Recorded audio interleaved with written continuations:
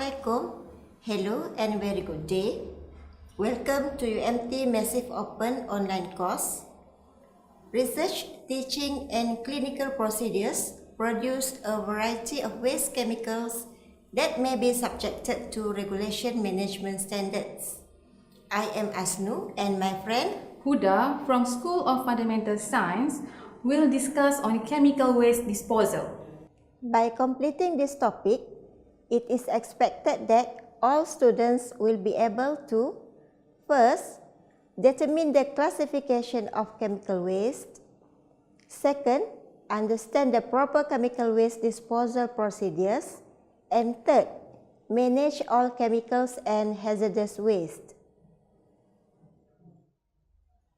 For this session, we will have a look in details of first, classification of chemical waste.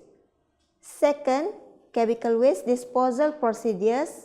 And third, management of chemical hazardous waste. Chemical waste can be defined as chemicals or materials that are contaminated with chemicals that are to be disposed.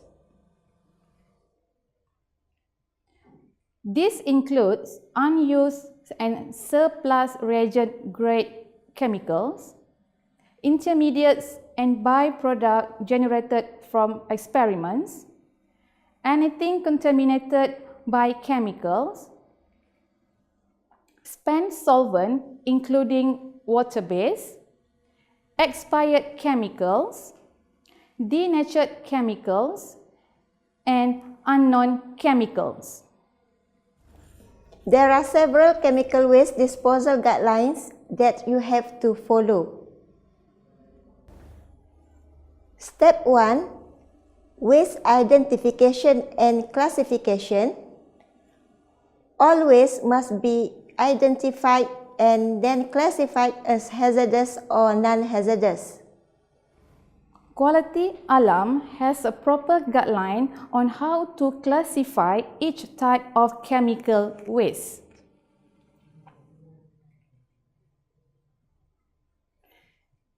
Chemistry experiments involve chemicals that must be handled with care, as evidenced by Material Safety Datasheets (MSDS). The chemical we use can be hazardous. Step 2. Selecting waste container. We should separate solid waste and liquid waste in different containers.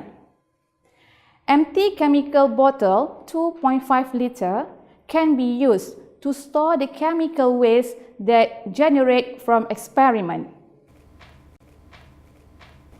Just as an important use caution handling chemicals during the experiment, we must properly dispose chemicals after finishing the experiment. Choose the right waste bottle label before you dispose your chemical waste.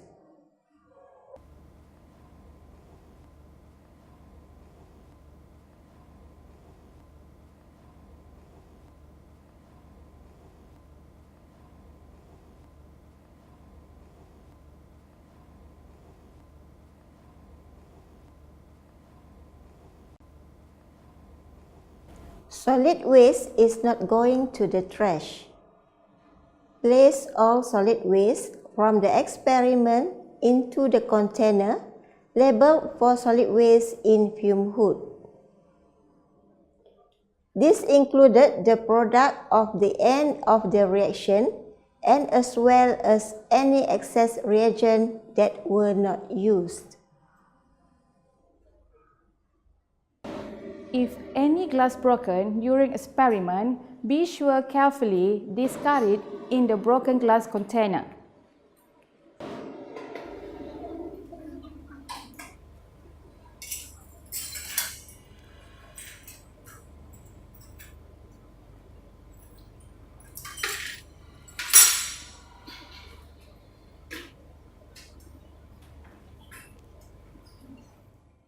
Step 3. Labeling chemical waste.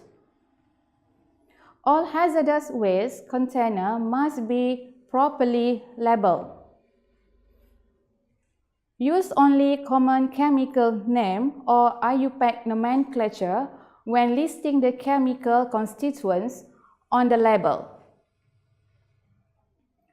Do not use, first, abbreviation, second, chemical symbol, third, trade names. All liquid, including both reactions products and after chemicals reagent, should be placed in appropriately labeled bottle in a fume hood designated for waste collection. Step 4. Adding waste to a container. Perform liquid chemical waste management in a fume hood. Use the attached funnel to pour all liquids into the bottle. Close the tap of the funnel after every addition of the waste. Do not pour any liquids down the sink. Absolutely no chemical waste should be thrown away in trash. If you obtain too much chemical and have an excess left over at the end of the experiment, do not return the reagent to the bottle you obtained from. This excess reagent is contaminated and should be placed in the prepared waste bottle.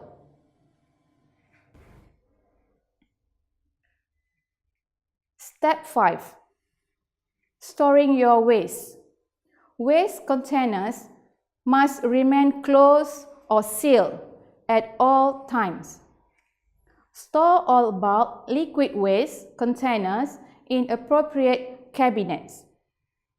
Do not store bulk liquid chemical waste containers in fume hoods that have active experiments or reactions occurring. Kualiti Alam Sdn Bhd is entrusted by the Government of Malaysia to provide an off-site facility for treatment and disposal of scheduled waste in Peninsular Malaysia. Kualiti Alam also provide proper delivery of scheduled waste system.